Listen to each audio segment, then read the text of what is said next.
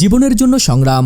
গাজায় বিদ্যুতের সংকট এবং খাদ্য ও ত্রাণ সরবরাহ বন্ধ করার পর এবার ইসরায়েলি প্রশাসন গাজার বিদ্যুৎ সরবরাহ পুরোপুরি বিচ্ছিন্ন করে দিয়েছে। ফিলিস্তিনের অবরুদ্ধ গাজা ভূখণ্ডে জনগণের দুর্ভোগ আরও বাড়াতে এবার বিদ্যুৎ সরবরাহ বন্ধ করে দিল ইসরায়েল। বিশেষজ্ঞরা মনে করছেন এটি হামাসের উপর চাপ সৃষ্টি করার একটি কৌশল, যা যুদ্ধবিরতির দ্বিতীয় ধাপে প্রবেশ নিয়ে আলোচনাকে প্রভাবিত করতে পারে। ইসরায়েলের এই পদক্ষেপকে যুদ্ধাপরাধ বলে আখ্যায়িত করেছে ফিলিস্তিনের স্বাধীনতাকামী সশস্ত্র গোষ্ঠী হামাস। বুধবার এক প্রতিবেদনে এই তথ্য জানিয়েছে বার্তা সংস্থা আনাদুলু। বার্তা সংস্থাটি বলছে, ফিলিস্তিনি প্রতিরোধ গোষ্ঠী হামাস গাজা উপত্যকায় ইসরায়েলের বিদ্যুৎ ও খাদ্য সরবরাহ অব্যাহতভাবে বন্ধ করে দেয়াকে যুদ্ধাপরাধ বলে আখ্যায়িত করে বুধবার নিন্দা জানিয়েছে। গাজার ক্ষমতাসীন এই গোষ্ঠীটি এক বিবৃতিতে বলেছে, 16 মাসেরও বেশি সময় ধরে গাজায় ইসরায়েলের চলমান বিদ্যুৎ বিচ্ছিন্ন এবং দের আল বালা ডিসেলিনেশন প্লান্টে বিদ্যুৎ সরবরাহের সীমিত লাইন সম্প্রতি বিচ্ছিন্ন করাটা যুদ্ধাপরাধ, যা তৃষ্ণার্ত মানুষের বিপর্যয়ের মুখে পতিত হওয়ার ঝুঁকি তৈরি করে। হামাস বলেছে,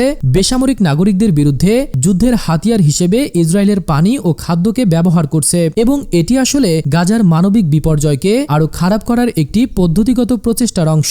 আনাদুলু বলছে, যুদ্ধবিরতি এবং বন্দি বিনিময় চুক্তি সত্ত্বেও ফিলিস্তিনি এই ভূখণ্ডের উপর অবরোধ আরোপের সর্বশেষ পদক্ষেপ হিসেবে গত রোববার ইসরায়েল গাজায় বিদ্যুৎ সরবরাহ বন্ধ করে দিয়েছে। জাতিসংঘের special rapporteur Francesca Albanese Israeli এই পদক্ষেপকে গণহত্যার সতর্কতা হিসেবে নিন্দা করেছেন এবং বলেছেন, বিদ্যুৎ ছাড়া পরিষ্কার পানি পাওয়া যাবে না। গাজায় মানবিক সহায়তার প্রবেশ বন্ধ করার ইসরায়েলি সিদ্ধান্তের পরে স্থানীয় এবং মানবাধিকার গোষ্ঠীগুলো ফিলিস্তিনি জনগণের অনাহারের সম্মুখীন হওয়ার বিষয়েও সতর্কতা জারি করেছে।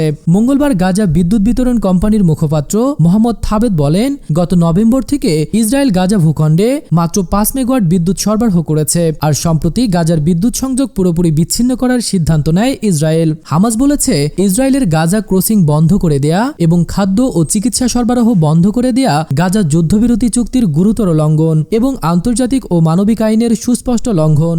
এছাড়া জাতিসংঘ মানবাধিকার সংস্থা এবং আরব রাষ্ট্রগুলোকে এই বর্বর অপরাধ বন্ধ করতে, অবরোধ তুলে নিতে এবং আন্তর্জাতিক ন্যায় বিচারের সামনে ইসরায়েলি নেতাদের জবাবদিহি করতে দ্রুত পদক্ষেপ নেয়ার আহ্বান জানিয়েছে হামাস।